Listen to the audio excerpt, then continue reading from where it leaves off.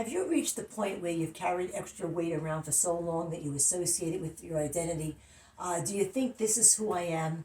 I've had people tell me that instead of thinking of themselves as Jane or Jack Doe, they think of themselves as Jane or Jack Doe, heavy woman, heavy man.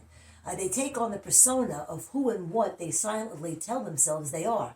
What that means is that your thoughts become your acceptance. This is who I am will sabotage any weight loss changes that you ever attempt to make unless you change the way that you think. The reason why this thought trips people up and keeps them trapped in hopelessness about losing weight is because it's an unfinished thought. The truth is that when you think that way, you're not really accepting yourself as is. What you're doing is raising a mental flag of surrender because you feel hopeless.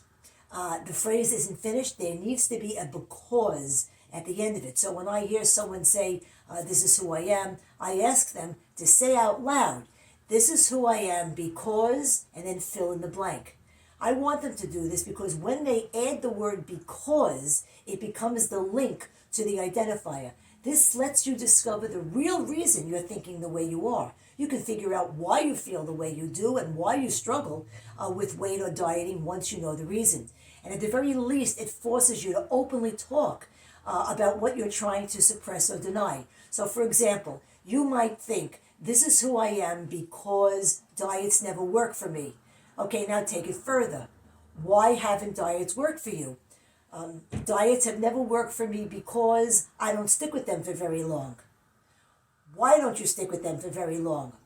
I don't stick with them for very long because I don't see quick weight loss results. And in my office, I respond to each answer with another why to break down a client's initial this is who I am to the root, to the problem. And that always gives the client the best route to the solution. And that's today's Fat Chat. See you next time.